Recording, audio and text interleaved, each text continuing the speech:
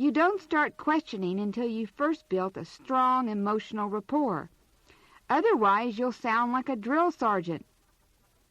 What good are questions that are asked before rapport and trust are built? No good. The customer has a barrier up until you establish trust.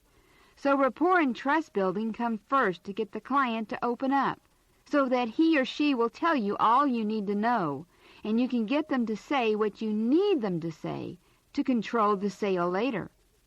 You can use these statements they make early in the sale to stop them from lying later because they don't want to contradict themselves.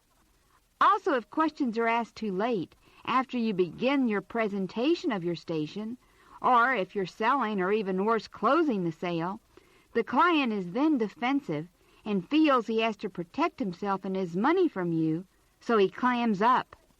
There is a narrow window in which to safely ask questions to get honest and detailed answers, and that is after trust building and before selling.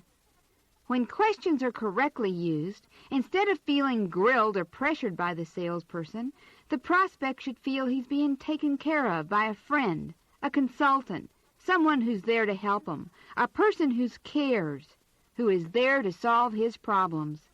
Ask questions too soon when you first go in, and the prospect will lie because there's no trust built.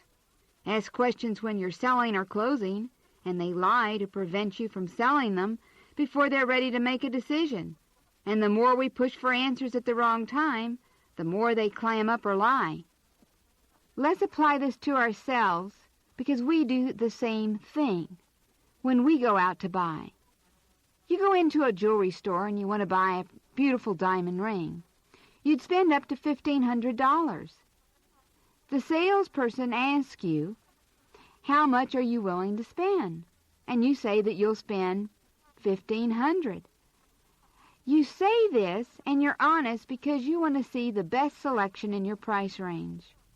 Also, if you find what you like, at $900 you can't lie later because you already told the clerk that you would spend up to $1,500.